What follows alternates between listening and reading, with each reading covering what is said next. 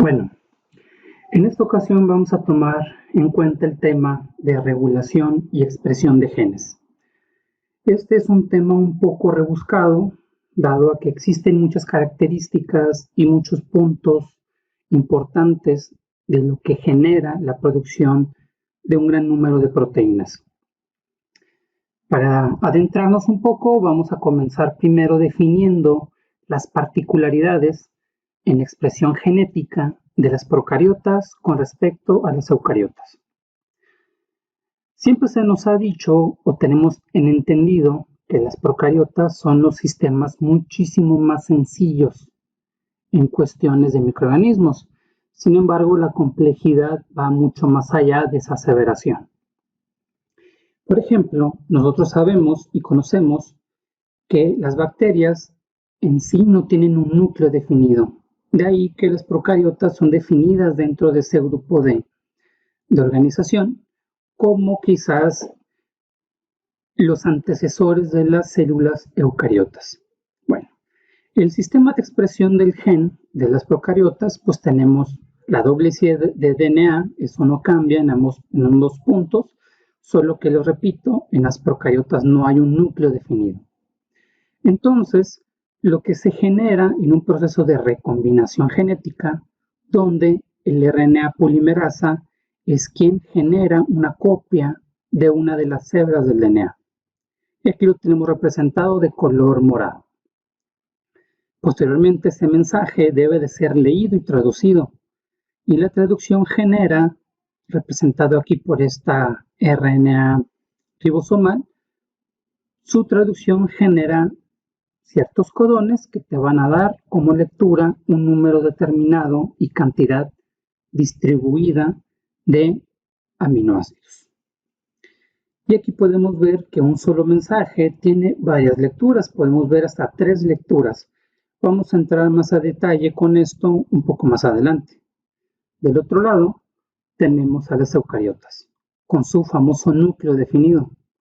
El problema con las eucariotas es que su sistema de control en expresión de genes no solo radica en si expresas o no el gen, como el caso de las procariotas, sino que además el mensaje, antes de ser leído, debe de ser preprocesado. El procesamiento requiere que se coloquen una serie de señales en la secuencia 5' y otra en la secuencia 3' para que favorezca la salida del mensaje a través del núcleo. Una vez que sale del núcleo o en el proceso de salida del núcleo, se lleva a cabo la lectura del gen. Pero ¿cómo es que se controla esa expresión de RNA mensajero? Vamos a comenzar primero con las procariotas. Las procariotas, en este caso, utilizan una serie de polimerasas, al igual que las eucariotas. Pero en este caso van a diferir entre ellas en su conformación activa, que es lo que nosotros consideramos el término holoenzima. Regresando a las procariotas, vemos que la procariota, la RNA polimerasa, está conformada por 5 unidades. 2 unidades beta, 2 unidades alfa y 1 unidad omega. Y en esta conformación se le conoce como el estado core de la polimerasa. Y la polimerasa significa que el estado core está en un estado de latencia o está esperando ser activa. Para poder ser activa y convertirse en una holoenzima, necesita la adición de una unidad distinta llamado factor sigma. El factor sigma, existen diferentes tipos de ellas según el momento metabólico de la procariota. Una vez que el factor sigma se añade a toda la estructura, ya decimos que el proceso de la RNA polimerasa se va a activar. Y eso significa que muy probablemente tengamos una proteína próximamente. Los factores sigma existen muchísimos, pero aquí puedo nombrar quizás uno de los más importantes. Y el más importante de todos es el factor 70 o RPOD. Este es considerado el housekeeping o la guardallaves, así como en algunos momentos existían en el siglo XVIII, siglo XIX, existían todavía los castillos que tenían a una persona que cuidaba las llaves de toda la casa. Pues entonces, el housekeeping sigma 70 es considerado aquel factor sigma que permite que todas las actividades metabólicas primarias de una eucariota se lleven a cabo sin problema.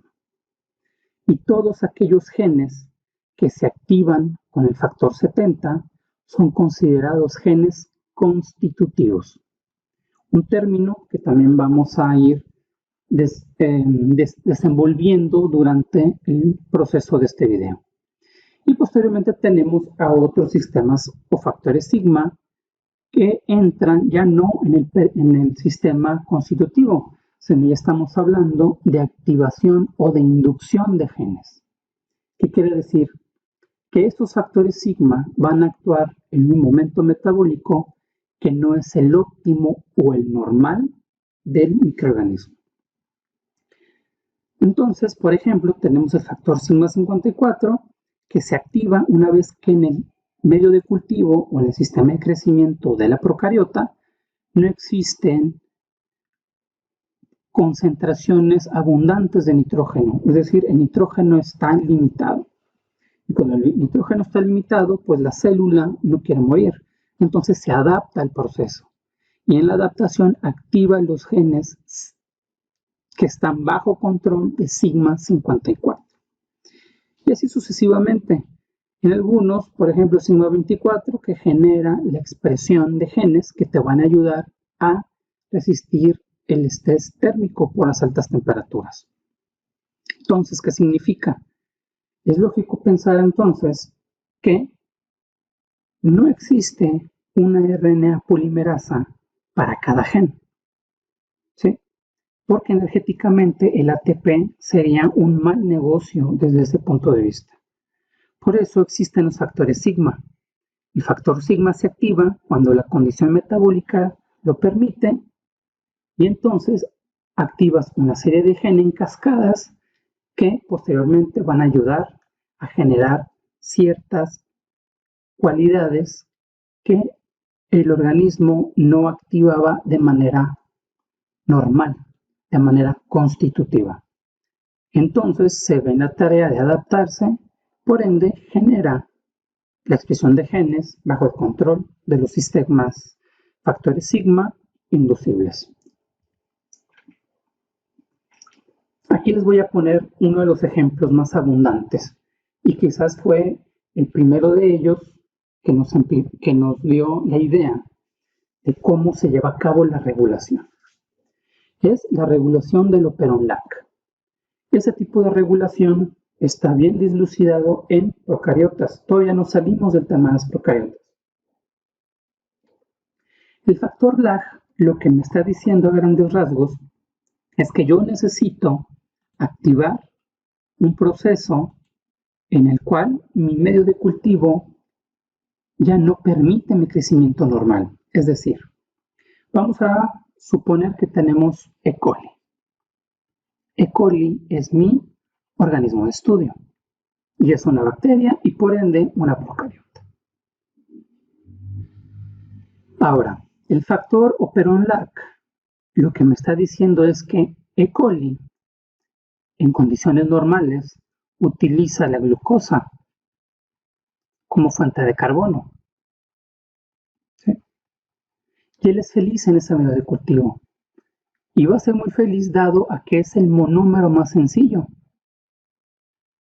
El monómero más sencillo de carbohidratos, por ende, no se esfuerza mucho en poder tomar la glucosa como una fuente de carbono y generar un crecimiento. Aquí vamos a simular lo que sería una curva de crecimiento con glucosa. Y la curva de crecimiento me dice que el microorganismo va a permanecer hasta que la fuente de carbono decaiga, es decir, bajas concentraciones de glucosa. Pero ¿qué pasa cuando yo hago un medio de cultivo en un matraz y ya no solamente le agrego glucosa, sino también le agrego lactosa. E. coli será capaz de crecer. Va a crecer bien hasta que la glucosa se acabe y posteriormente va a tener que cambiar todo su sistema metabólico para poder digerir la lactosa. Bueno, ¿cómo sería este sistema? Digamos que yo metí al microorganismo de manera indiferente a E. coli y tengo un registro de crecimiento. El registro de crecimiento me va a decir si realmente está aprovechando o no la fuente de carbono. Entonces vamos a borrar un poco aquí y vamos a hacer lo siguiente.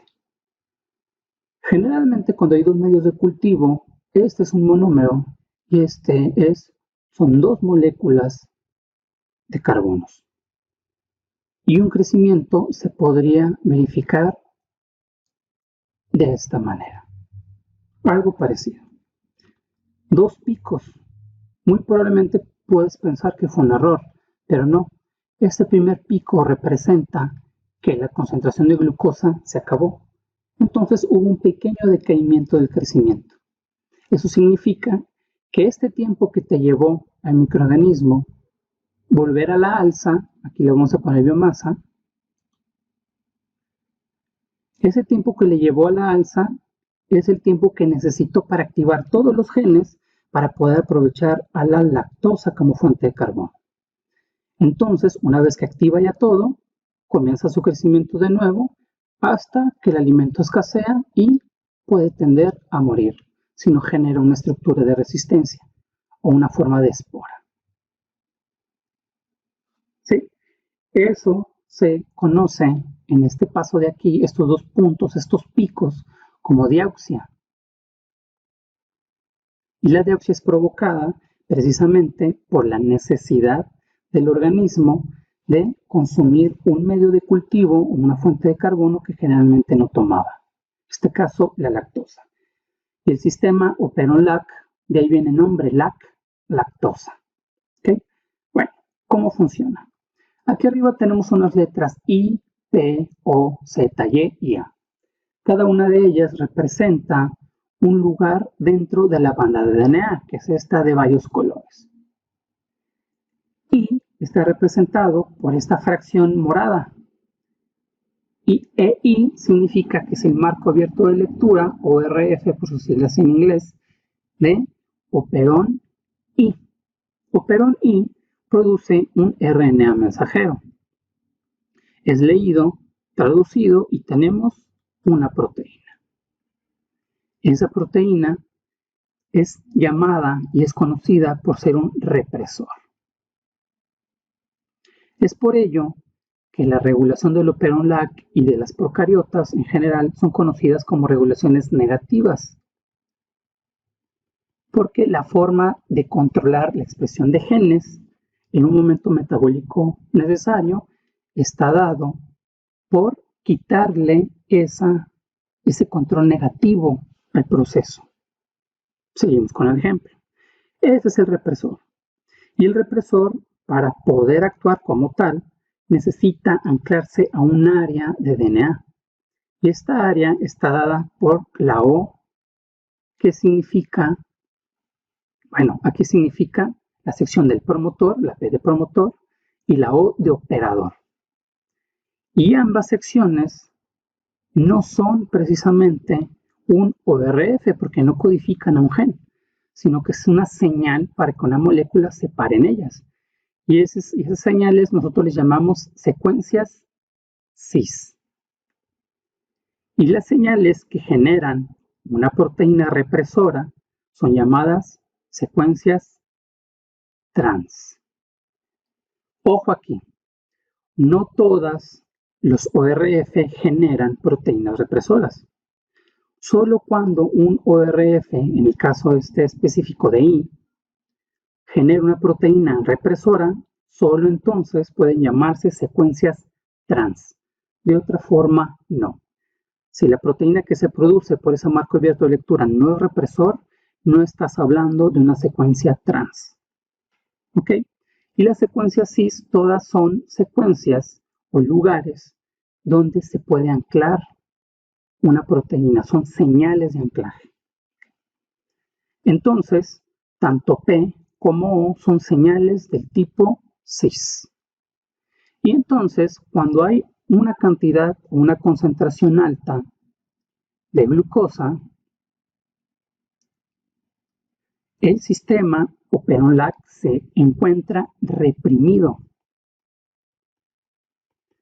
Y la represión se da tal cual está este diagrama. ¿Qué quiere decir? Esto que está aquí es la polimerasa, esta figura cuadrada. La figura cuadrada tiene que leer los mensajes Z, Y y A, que son la molécula LAC-Z, LAC-Y y LAC-A. Y ellas son beta-galactosidasa, una permeasa y una transacetilasa, respectivamente. Entonces, todas ellas son marcos abiertos de lectura que no codifican para una proteína represora, por ende no son secuencias trans, pero sí son proteínas necesarias para poder tomar a la lactosa como fuente de carbono. ¿Okay?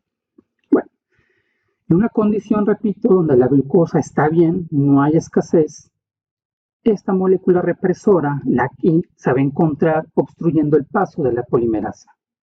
Por ende, no va a dejar que la polimerasa actúe y lea Z, Y y A. ¿Okay? Solamente esta molécula represora se va a quitar cuando la concentración de glucosa decaiga al mínimo. Entonces, el microorganismo debe utilizar la lactosa. ¿Está bien? Y la lactosa, cabe destacar que es la molécula misma que activa este sistema. Es curioso, la lactosa va a activar a la beta-galactosidasa para que esta enzima la degrade y pueda la bacteria alimentarse de ella. Es por eso que bajas concentraciones de lactosa van a entrar de manera basal. ¿Qué significa basal? Que aunque el proceso de que esto es una bacteria, son sus membranas, y el alimento, en este caso la glucosa, debe pasar a través de la membrana y llegar como alimento. Y la lactosa tiene un problema más grave para entrar porque es una molécula más grande, pero logra entrar en cantidades basales, es decir, en concentraciones muy pequeñas, ínfimas, apenas detectables. ¿Okay? Eso significa basal, que entra de manera basal, que está entrando de manera en concentraciones apenas detectables, o que produce una proteína en concentraciones apenas detectables. Entonces, la lactosa ya había entrado en su forma basal, en partes basales, y ella misma es la molécula que se adhiere a la proteína reguladora, cambia su conformación 3D y la deforma. Y esa deformidad hace que esta molécula ya no pueda pegarse aquí, en el operador. Por ende, el camino queda libre. Entonces, la polimerasa puede sintetizar beta-galactosidasa, la permeasa y la transacetilasa, sin ningún problema. Y este proceso, para llevar a cabo la degradación de la lactosa, es este tiempo que terminó o que necesitó el proceso deauxico. ¿Okay? Entonces, así es como se opera y se controla la expresión de genes que de manera normal no deberían de estar activados. Otro ejemplo es la regulación del operontriptófano. Seguimos con las procariotas y con el ejemplo de coli. De igual forma, esta es una regulación negativa. Pero es un poco confusa porque es un poco rebuscado a lo que vimos ahorita. En este caso, pues también tenemos a TRPR, que genera RNA mensajero, produce una proteína represora, pero en este caso, el mismo que genera el control de este sistema es una molécula de triptófano. ¿De qué trata esto? Este sistema de regulación opera un triptófano y se activa cuando el triptófano en un medio de cultivo está agotado. En altas concentraciones de triptófano, pues no necesito activar este sistema. Por ende, en altas concentraciones, el triptófano se va a adherir a su proteína reguladora y va a generar un control de la expresión de los genes TRPL, E, D, C, B y A. Cuando está en altas concentraciones, pues solamente va a activar a este gen, a TRPL. Por eso es que cadenas pequeñas de esa molécula van a generarse para dar una proteína que al final de cuentas, en el ciclo de Krebs, va a generar de la nada triptófano, no de la nada, quizás de un precursor que es el amoníaco. Pero cuando en el medio de cultivo la concentración del triptófano disminuye, entonces ya estamos hablando que esta interacción va a ser menos común y se va a debilitar. Y ese debilitamiento va a provocar que no solamente se exprese TRPL, sino también E, D, C, B y A. Cuando los genes se encuentran en esta distribución, se dice que vienen en forma de cassette. Porque imagínate que no vinieran así y tú necesitarías una mayor concentración de triptófano. Significaría que tú utilizarías más ATP, pero aquí en un solo proceso de control estoy produciendo lo que yo necesito, por ende se ahorra ATP, que es la energía necesaria para trabajar cuando hablamos de microorganismos, células animales y células vegetales. Bien, en bajas concentraciones se genera toda esta tira de genes, se producen las proteínas que al final me van a generar y me van a garantizar un consumo de triptófano de manera corriente. Es decir, no va a haber limitante de triptófano. Falta de triptófano, falta de otras moléculas porque también es precursor de muchos aminoácidos y por ende el microorganismo muere. Entonces, este es un sistema muy parecido al del LAC, sigue siendo una regulación negativa, pero pareciera tener tintes de repente de un sistema de regulación positivo, mas no es así. Esto es en el caso de las procariotas. Ahora vamos a ver las eucariotas. Como les mencionaba, las eucariotas tienen un núcleo definido. En ese núcleo definido, ellos se organizan en cromosomas. ¿Okay? Y los cromosomas, para poderse superenrollar en sí mismo en DNA, esa doble cadena, ellos necesitan quien los organice. Y para esto existen las histonas. Las histonas es el primer proceso que debes de romper para romper, vaya la redundancia, el superenrollamiento del DNA y liberar fragmentos para poder generar copias de RNA mensajero. Una vez que el superenrollamiento se va, ahora sí, entra la RNA polimerasa de las eucariotas. Y su organización es un poco más compleja que lo que vimos con procariotas. Y como les mencionaba, se da el mensaje, el RNA mensajero, y tiene una capucha o llamada cap, que no es más que guanina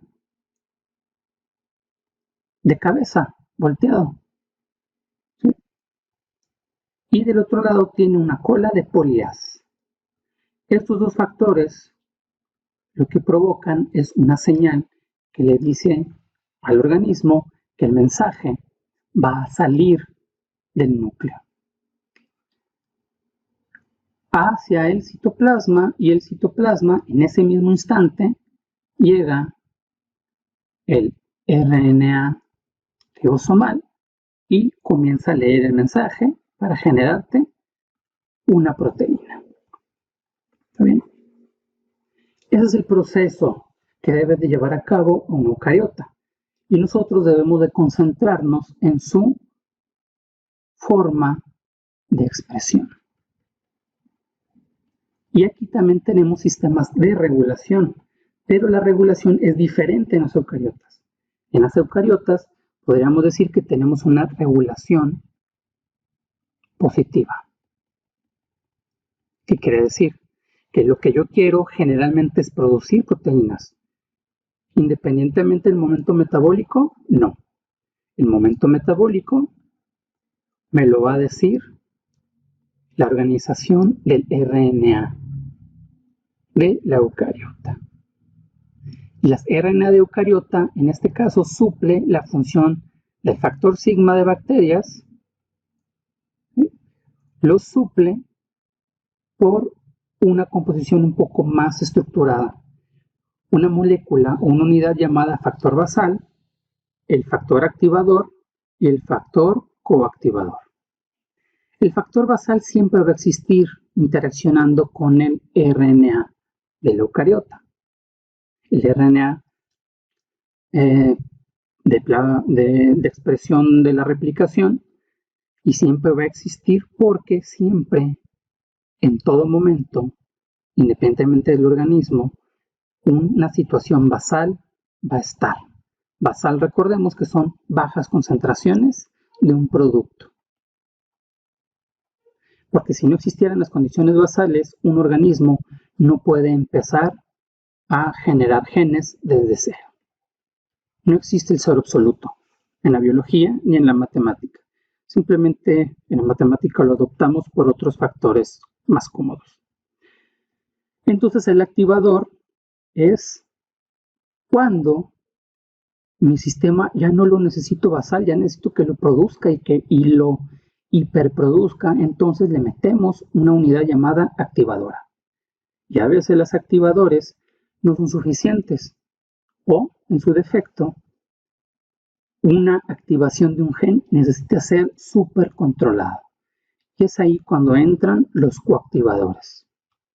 En resumen, una eucariota activa sus genes dado los factores de transcripción, que son basales, activadores y coactivadores. Y además es considerado este proceso como un sistema de regulación positivo. Eso no dicta que no tengas que ejercer un control superior sobre algunos genes en específico. Y eso lo vamos a ver. Aquí a grandes rasgos se muestra la imagen donde el primer paso es el promotor y la condición basal. Esto está casi siempre activado. Posteriormente, esa situación de que el microorganismo necesita cambiar de fuente de carbono y entrar a una deauxia en una eucariota, ese tiempo que le inviertes está dado y controlado por estos factores de transcripción. Y cuando ya necesito yo entrar a esta segunda etapa, entonces es cuando entra el activador. El activador va a relacionarse con el factor basal, van a tener interacción física, proteína-proteína, y si aún así, para llegar a este acuerdo, yo necesito controlar aún más el proceso de expresión de los genes, va a entrar el cofactor o coactivador. Bien, lo vamos a explicar un poquito más detallado. Primero necesito que comprendamos una cuestión. Al igual que las procariotas, podríamos pensar que necesitamos un factor de activación para cada gen. Eso de igual forma sería un desperdicio de ATP.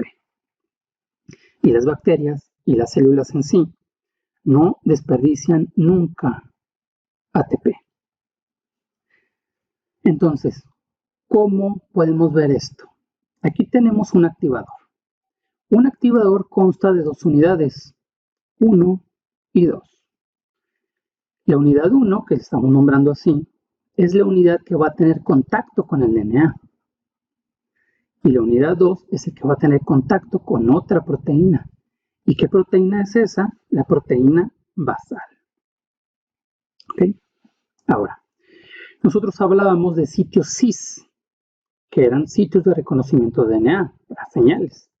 Entonces, este sitio 1, unidad 1, necesita una secuencia cis para decirle dónde se va a parar en todo el mensaje de DNA.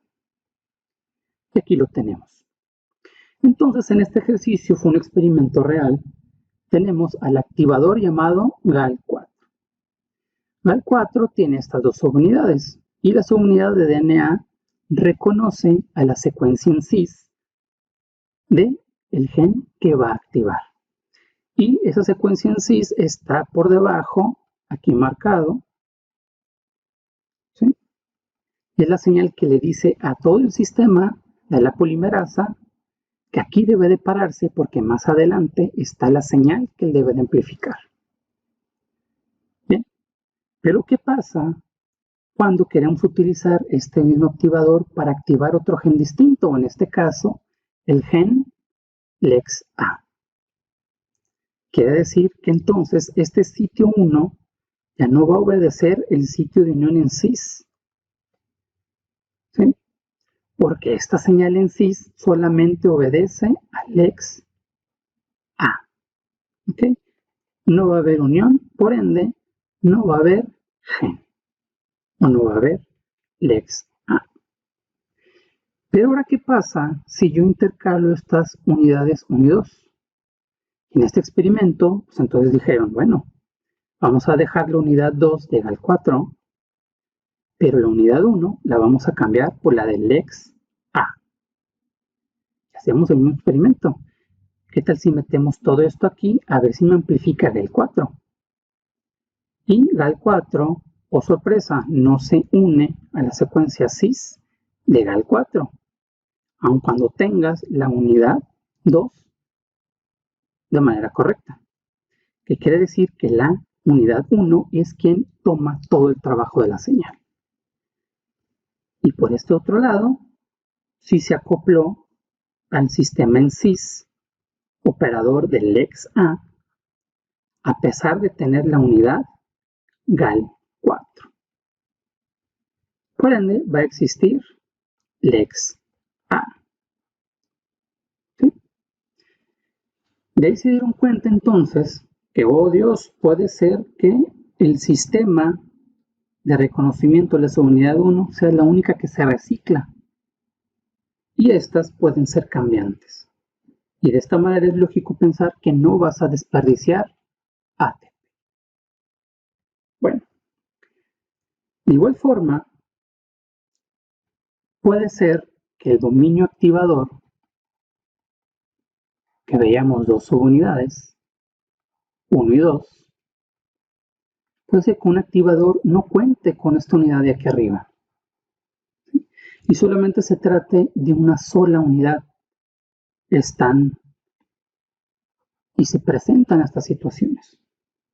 Eso quiere decir que el gen que va a activar esta unidad debe de ser sumamente regulado. Hay que tener cuidado con la expresión de esos genes. ¿Y cuándo los va a activar? Cuando en algún momento llegue hasta cierto punto un coactivador. Aquí lo que vemos en el ejemplo es, de igual forma, lo que habíamos visto anteriormente, que la unidad 1 y 2 pueden interaccionar con el fragmento basal. Cuando hablábamos de que solamente una unidad que interacciona con la secuencia cis debe ser sumamente regulado, estamos hablando que en este caso, en específico, tú necesitas un coactivador. ¿Okay? A pesar de solamente tener una de las subunidades, y no las dos, esto no deja de ser un activador. Es una de las variantes que vamos a encontrar también cuando hablamos del sistema de regulación. Y en el sistema de regulación, precisamente en lo que son los factores de transcripción. Bien. Y aquí también podemos ver un tipo de regulación negativa. Si bien yo les mencionaba que el sistema de expresión en eucariotes generalmente es considerada positiva, cuando necesitas regular con mayor fuerza, entonces no solamente acudimos a los coactivadores, sino también tenemos que considerar que existen regulaciones negativas. Y esas regulaciones negativas son muy parecidas a las que vimos con las procariotas. Y aquí lo pueden ver. En esta zona de aquí se estarían montando dentro de las señales cis de el activador o toda la fracción de los factores de transcripción. Y esto es un impedimento estérico para el proceso.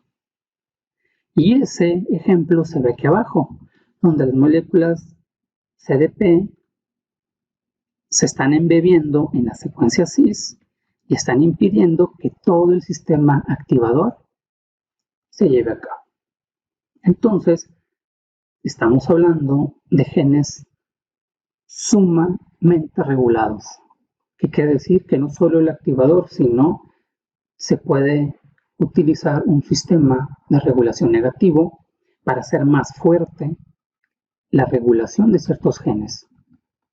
¿Por qué ocurre esto? Más adelante vamos a ver qué sistema de desregulación es tan importante, de regulación es tan importante que necesita ser trabajada de manera tan fuerte.